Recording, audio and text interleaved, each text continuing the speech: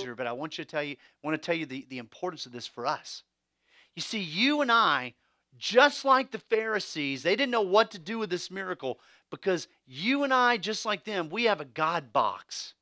And the God box has in it all of our expectations and all of our understandings about God. And we pray a certain way because we think God will do certain things. And for some of us, we prayed a certain way and God didn't respond, and so he doesn't exist for us. Or God might do that for you, but he doesn't do it for me, and so I'm not going to be a Christian.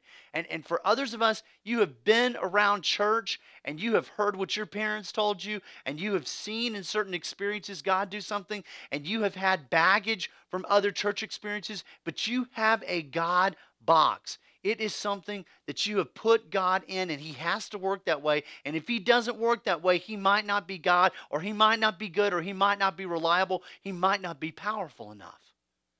And so these people had a God box. It's a certain way that they viewed God. And so doing a miracle on a Sabbath didn't fit into their God box. And so look at what it says. Even though they called the man and he told them what happened, they did not believe that the man had been blind or that he had gained his sight until they called his parents and talked to them about it, right? They sent for his parents came. And you know what? I have experienced this a lot because here's what's going on.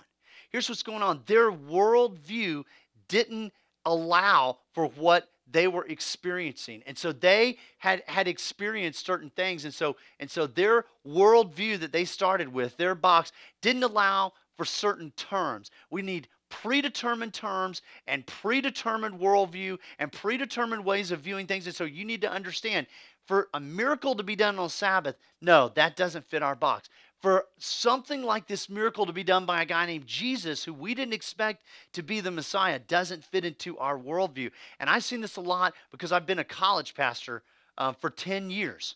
And I would see a lot of college students, and maybe they were living a life where they had lots of emotional problems and relational problems and drug and alcohol problems and just kind of craziness. And maybe they were living with their parents.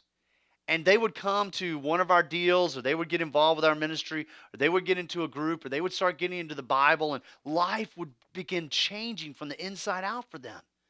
And I'll never forget it. I had this one guy that was a part of our ministry, and he had been at a very well-known university and was in a fraternity, and he was a party boy. And in fact, he was such a big partier that one time he got thrown into the local county jail, was so drunk, he beat up an officer. He jumped over a fire and got burned half of his body from being so drunk one time. And now he got kicked out of school, horrible grades, home with mom and dad. I meet him. He gets involved in our ministry. And the next thing you know, I've got these parents taking me to lunch. And I wasn't with these parents for 3 minutes before the mom's asking me, what have you done with our son? Because here's what was going on.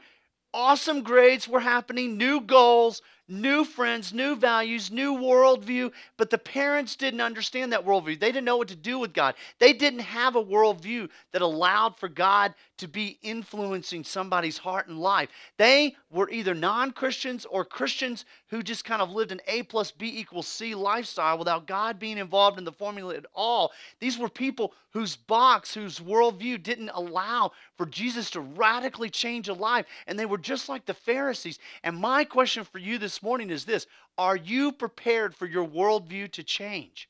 Are you prepared for the way you see God and the way you understand God to work in lives and heart change and life and values change? Are you willing to open yourself up to a new worldview? And it's very difficult to say my worldview's been wrong. It's been very difficult to say that maybe I need to understand God in a different, bigger, broader way.